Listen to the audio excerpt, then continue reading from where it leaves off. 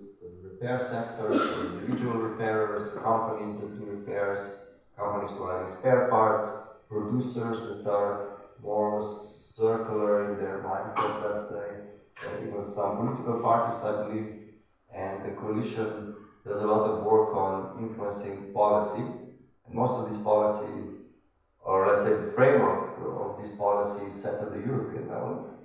So a lot of work went this year into the Right to Repair Directive.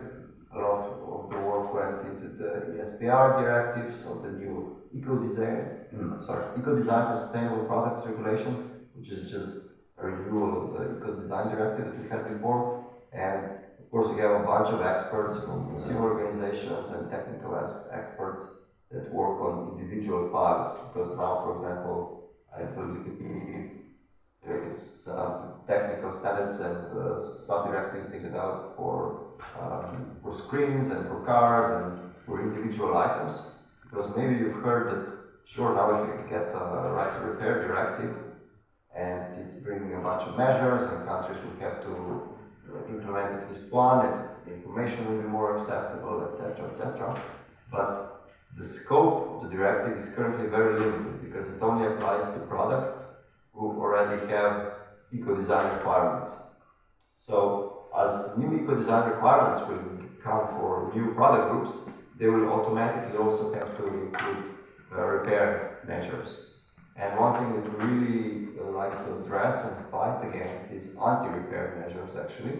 And that's not something typically in legislation, but it's a part of the design process of, let's say, consumption from the industrial side.